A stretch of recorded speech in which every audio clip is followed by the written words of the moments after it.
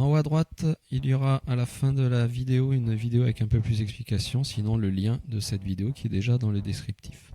Alors on me demande ici de réduire des expressions littérales. Attention, il y a plusieurs règles à respecter.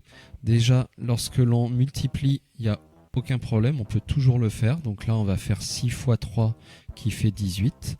Et ensuite, comme on a ce x, ça me donne comme résultat 18x. Pour le B, attention, une addition et une soustraction ne peut se faire que si on a la même catégorie. Là, les x et les nombres sont deux catégories différentes. Ça veut dire que je ne peux pas réduire, donc ça reste 6x plus 3, c'est déjà réduit. Pour le calcul C, c'est la même chose. Soustraction, il faut que ce soit les mêmes catégories, mais les x au carré et les nombres sont deux catégories différentes. Donc de nouveau, je ne peux pas réduire.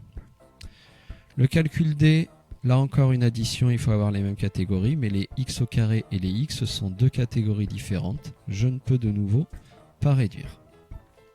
Le calcul E, une multiplication, il faut se dire qu'on peut toujours la faire. Donc là, au niveau des nombres, je vais avoir le 6 fois 3 qui me donne 18. Et là, j'ai un x fois x. X fois x, ça fait apparaître x au carré. Donc la réduction, c'est 18x au carré. Le F, alors attention, plus long, il y a plus de choses. Déjà, bien penser que les multiplications sont prioritaires. J'ai donc ici une multiplication qui sera prioritaire, une autre multiplication qui sera prioritaire, et le reste que je peux recopier. Alors maintenant, je vais m'occuper de ces deux multiplications. La première, alors on a dit les multiplications, on peut toujours les faire. La première, je fais 3 fois 4 qui me donne 12, et là, j'ai juste ce x, donc ça donne 12x.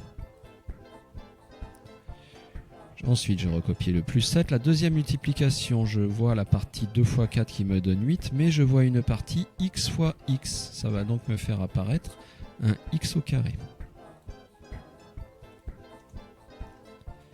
Et le moins 2x que j'avais recopié. Alors, pour cette nouvelle ligne, là, on n'a que des additions-soustractions, on s'occupe des catégories.